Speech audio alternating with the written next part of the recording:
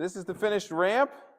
This is what we're going to be working on today. Hey, I'm here with my friend Reed, and you all have been asking forever how we put together this ramp that I use to get from my wheelchair from the ground into the trunk of my car and back.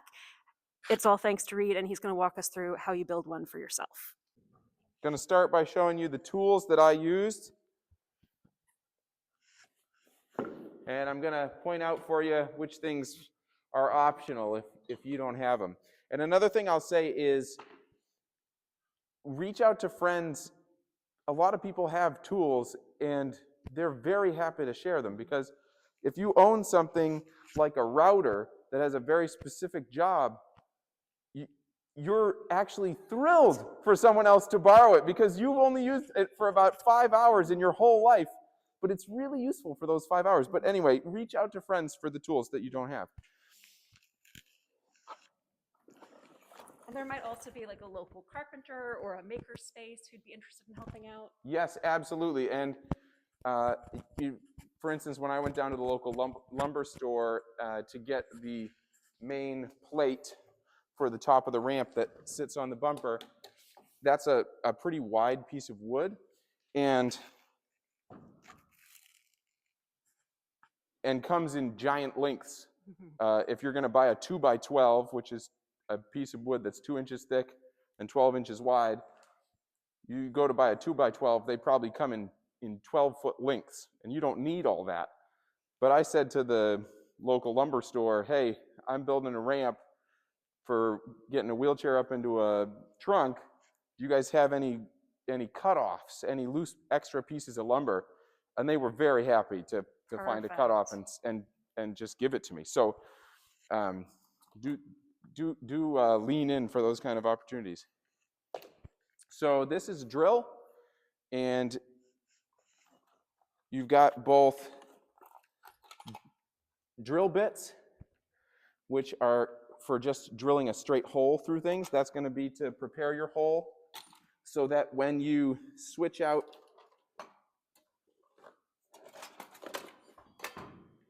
and you're putting in the screw, and that uses a different sort of a bit, which these are for different flathead screws, star head screws, Phillips screws.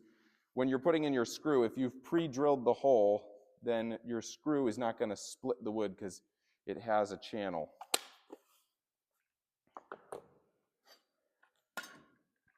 This is a circular saw, and one of the things that's most useful about this for this job is that you can, this is for a straight cut because the blade's right here, but you can adjust this plate, and you can imagine that now I can run an angled cut, and I can set that angle, and I can repeat that angle. But if you don't have a circular saw, you're going to be just fine with a hand saw. And in fact, even if you have a circular saw for this job, there are a couple places you need to finish a cut just with this. This is a different product, but this is an example of what a tube would look like for purchasing your adhesive. So this, you're going to want to buy construction adhesive, something like a liquid nails type product, but the generic term is that you want a construction adhesive. You might think of wood glue, but wood glue is not going to be strong enough for this application.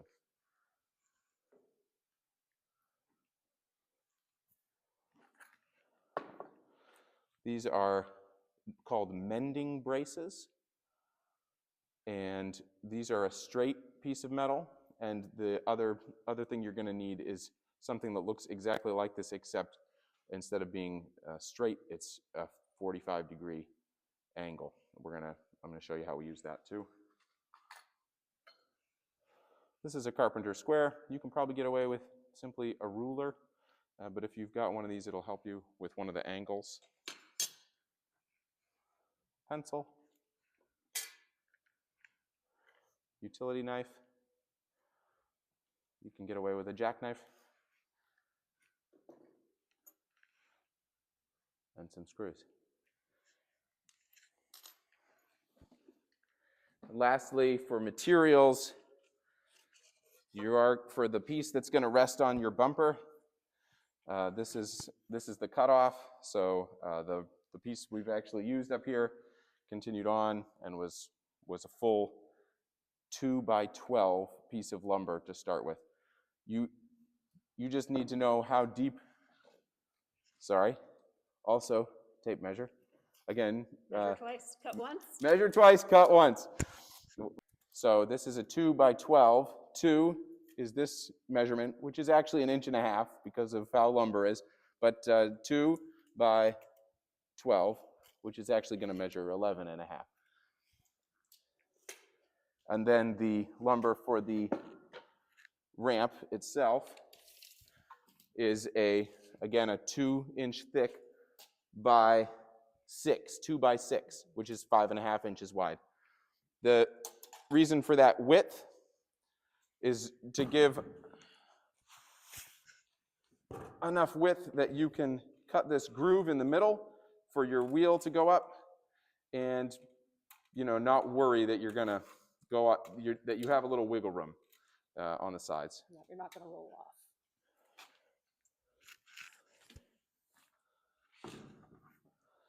That's your lumber, and I mentioned the mending braces, which help you to connect the pieces, the screws, which help to connect the pieces, and the final thing is a welcome mat. It's just a nice, sturdy piece of rubber with a little flexibility, and on this side, where you would rub your shoes, it's got a little fuzziness, which is great, because what you're going to end up doing with this is cutting it to size and protecting your bumper by gluing it underneath right here. And the fuzziness is great because it takes the glue, and the fuzzy side ends up glued against the board, and the part that would sit against the ground as a welcome mat is against your bumper. So let's talk about the steps for building this up.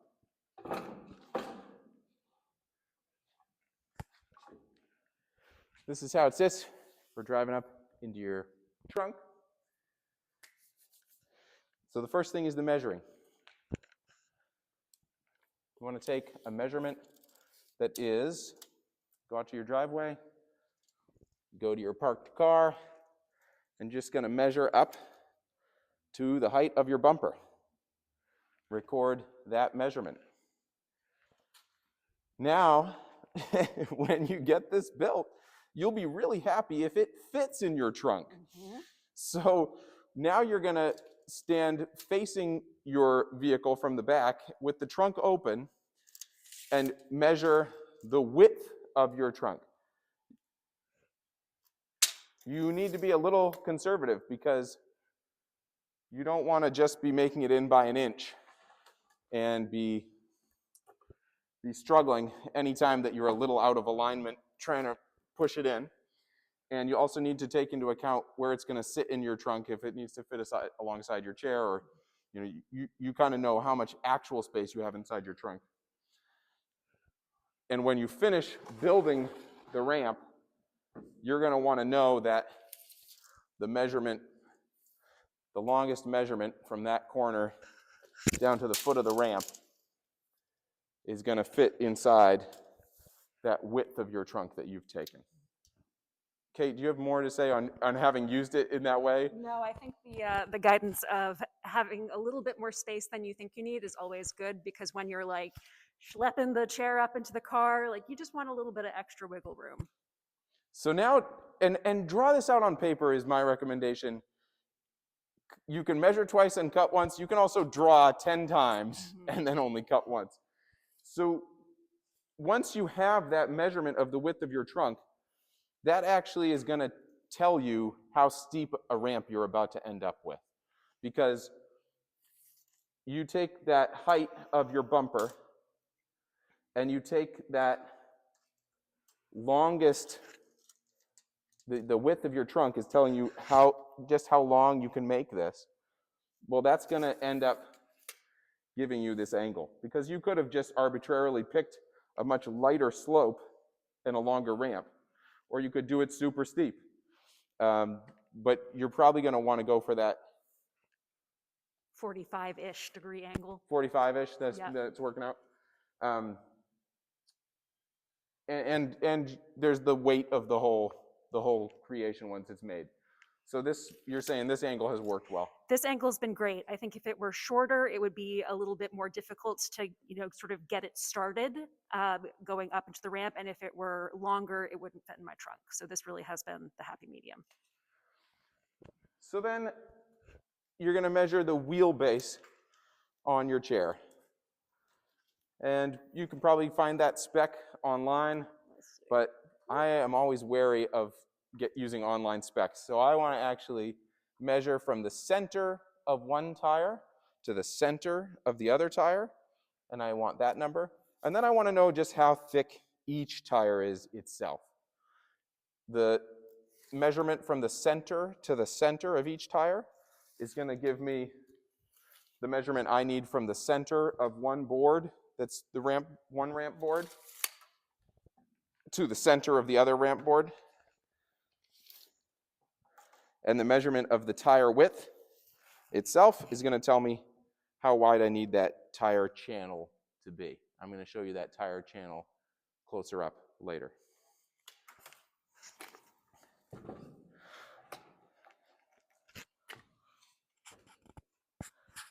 Now it's time to cut the board that will sit on your bumper.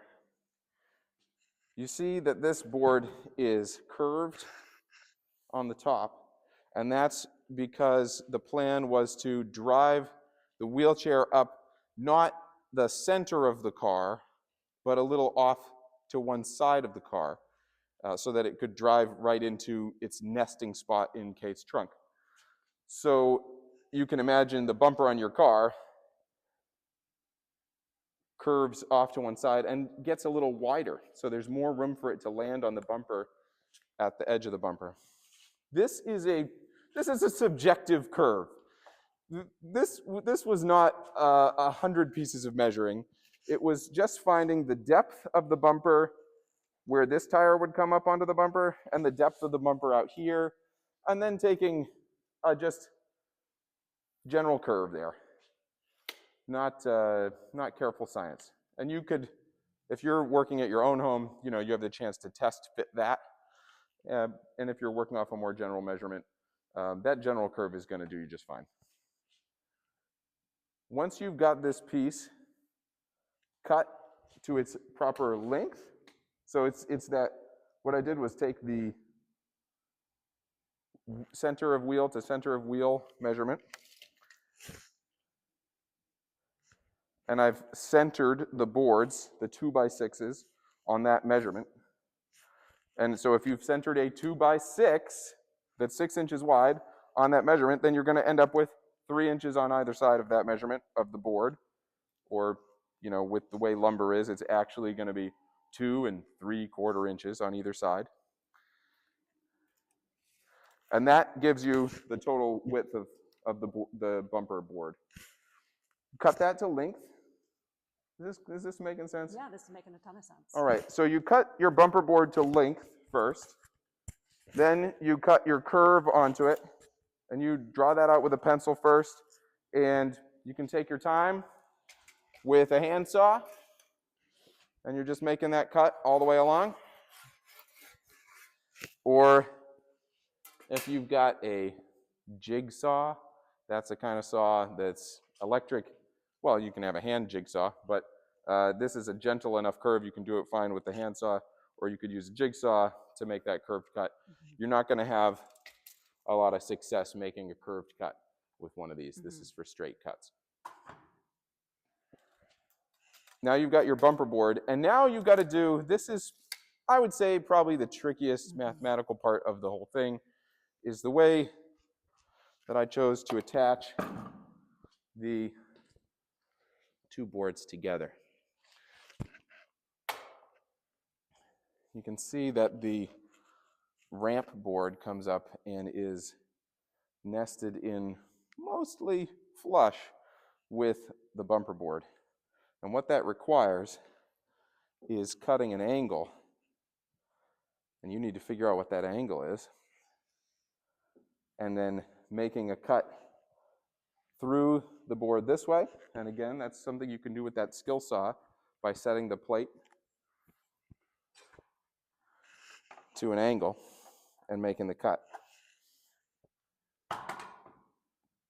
And then cutting in straight here down into the top of the bumper board so that this can rest. And what that allows it to do is just lay really tucked tight against here. I was concerned that this is going to be the place where this ramp is most likely to break, just because of the force of pressing down on it.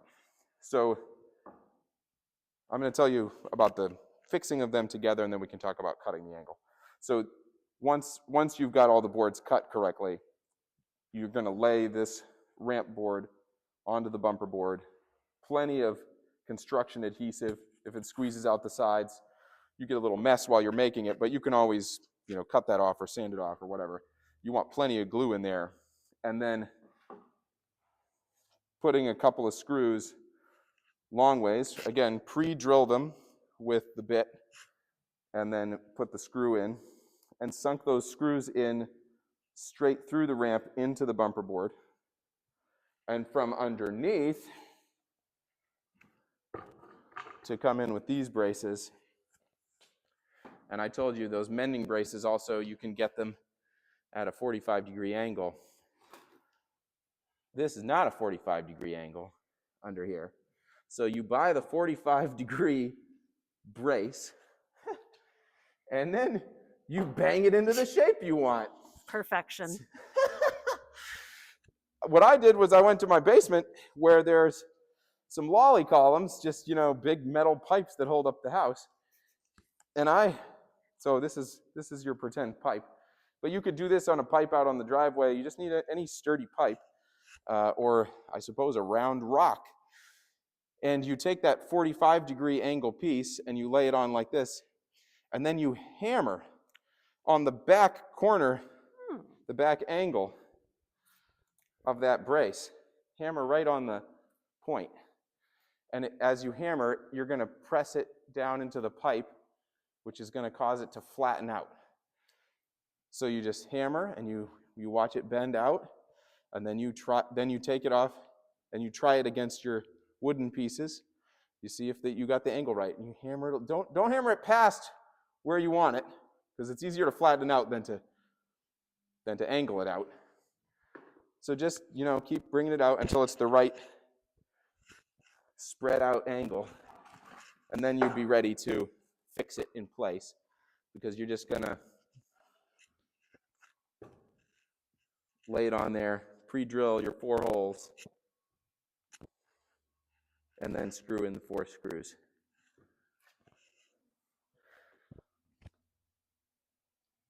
Maybe I'll come and talk about the getting the angle of these 2 boards together last. So after you've got the glue in, you've laid in the 2 screws that go straight through here and in. You've got your braces bent and screwed in place. The final thing you're going to do up here is attach the welcome mat. And that's kind of as simple as it sounds. You cut a piece of the mat that's going to generally fit. You can make it over large, because you can always trim it at the end to fit the edge of the contour. So you make it a little over large, and you lay it on there and figure out. What I tried to do here was cut out so that the braces would be inset into the mat, so that at no point are these braces or the screws contacting your bumper.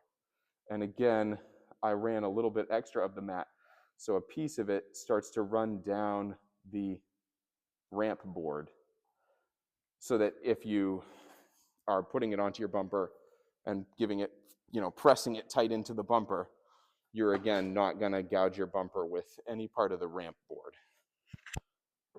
Once you've got it fit to size, you've got your notches cut for the braces, you can go nuts with the glue.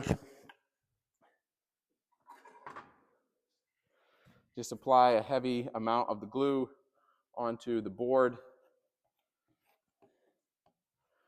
press your mat into place and obey the instructions on your glue for how long you need for a set time for that glue. I might have gotten it in my situation. I might have laid this on the floor, something like this, with something supporting the back side of the ramp back here so that it could sit flat, and I could put some paint cans or some textbooks or some bricks on there to keep it really tight while the glue's set up. Again, I'm going to come back at the very end and talk about the angles for the cutting. So after you've done all that at the top of the ramp, there is one more piece down low which comes across, and that's to keep the boards down here at the correct width while you're using the ramp. It's also so that when these boards are kept at a sturdy, a constant width down here, and they're not one going up and one going down, you keep the whole construction sturdy. Mhm. That helps the top joints from getting torqued around a lot and standing a better chance of breaking down. So I can see this is one place where this ramp has deteriorated a little over time. So maybe don't have the technique 100%. Actually, one thing I've started switching is using decking screws Yep. for these instead of the, I guess, more traditional Phillips head screws. Yep. Just because there is a fair amount of wear and tear on this bottom piece. The decking screws really keep the bracket tight to the wood. So I do need to swap out the rest of them, but bit by bit, it's meant a little bit less warping over time. Yeah, okay, great. So don't use those screws that come with the brace. Get yourself some decking screws. But the basic concept is you get that board the right length, fit it in there. I cut it down to be a pretty thin board just to keep weight down where we could. Mm-hmm. And then you're gonna lay that metal plate across, pre-drill your holes. Before you screw it, glue it. Put some construction adhesive between the cross piece and the ramp board, and then throw your screws in there, and that construction adhesive will be held in place while it's setting up by the screws, and just reinforce that connection one bit more.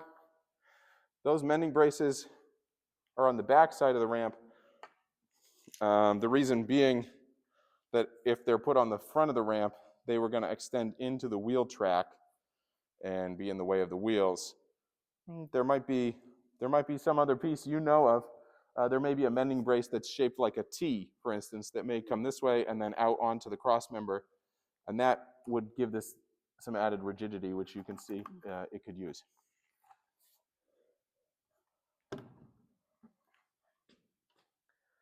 Now finally, let's talk about the angle, by which I mean, how do you figure out what angle to cut your bumper board at, and so that your ramp boards can sit flat against it? The reason why you want them to sit flat against it at a proper angle is so that you can put your construction adhesive in there and lay your screws in there, tighten it up, and it's going to set up. The adhesive does a good job of keeping two things together, but ideally the two things themselves are as close as you can make them, so that the adhesive is covering a thin gap and not, sort of a 3/4 inch. You can't have adhesive spanning a wide gap, it's going to snap. So once you've got your measurement of your bumper height, you can either do this out in your driveway or you can mock it up in your house. You've got a tote with a board on top and a book on top of that, and you just build up your test surface inside so that it's that same height you took for your bumper. Now you can work on it in your nice warm house. You lay your bumper board on that test surface, and you haven't cut into it yet, but you've got your ramp board cut to generally the right length, and instead of laying it on top of the bumper board, which is still square edged, you lay it just next to your bumper board, up also on catching the edge of your, your test surface that you've built up out of totes and textbooks. And the one board is going to come in contact with the edge of the other board, and you're just going to take a pencil and take that line. Now you've got your angle for how the two things should intersect. This is called scribing. It doesn't take any figuring of angles with numbers and sines and cosines, and it doesn't take anything but just having the two pieces next to each other. And it's what a lot of good woodworking is based on. It saves you a lot of time. Once you've got that angle there, you can make your cut and just go slow as you're getting to where you're getting to your proper depth. You might start that with a skill saw and then come in with a handsaw to finish it, or you do the whole thing with a handsaw, but you don't want to overcut, because the tighter, again, that you can get this joint, the better the glue is going to hold, the better the screws are going to hold it together. Make your cut in this way. Now you've got your place where the board's going to land. And honestly, you can glue it in place, even with it sticking out a little extra, and then you can cut it flush afterwards, or you can cut it ahead of time and lay it in as you like. If you're able to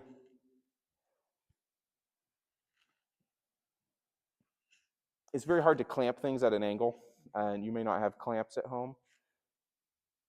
But if you can, again, stand it up on your test surface you've built with your totes and textbooks and get the two pieces in place, and then just, once you've got the glue on there, lay a bunch of weight on top of these objects. If you can get them to stay in place, if the end of this board is seated on something that it's not going to skid on, then you can just lay a bunch of weight on these two elements while they're setting up with the glue, if you can afford to leave them in place for 24 hours, whatever it is. Then you can do your screwing. They're not going to fall apart before you get the screws in. The construction adhesive is going to hold just fine for that. But you do want the screws in before you start driving on this. Screws here, mending braces underneath. And the final thing we did here was to cut the channels for driving on up. Hope you can see that. Mm-hmm. And for that, I used a router. That's one of those things you can borrow from a friend.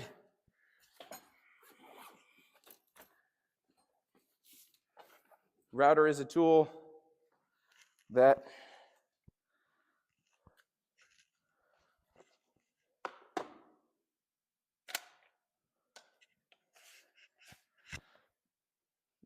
see that piece sticking out the bottom? I can set my depth.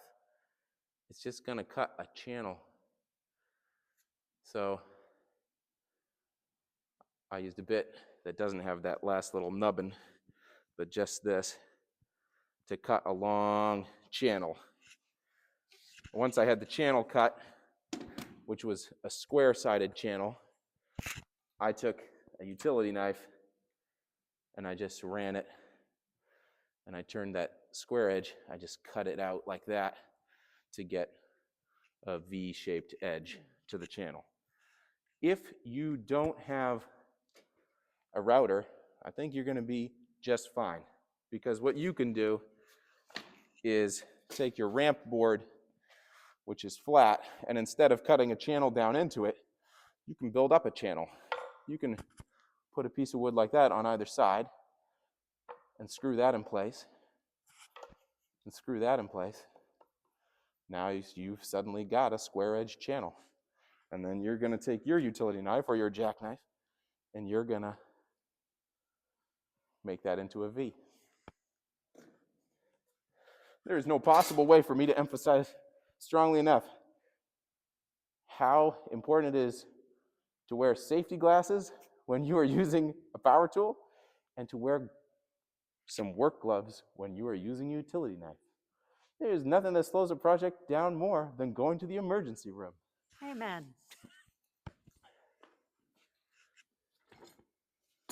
And the very last step of all was to take some polyurethane and to brush that on, and you read the directions. This is what we had around. It's some interior polyurethane, but this ramp doesn't sit out in the rain, even though it gets a little outside use. So that was okay. There's lots of these types of products, and you just follow the directions. Give it a nice coat to keep it strong, keep it safe from the elements. This is amazing. This is absolutely perfect.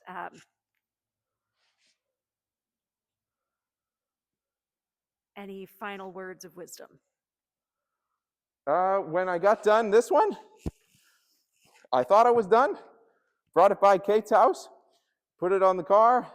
It worked well for driving up, but when I turned it sideways to stick it in the trunk, I'd added my numbers up wrong, and it didn't go in. So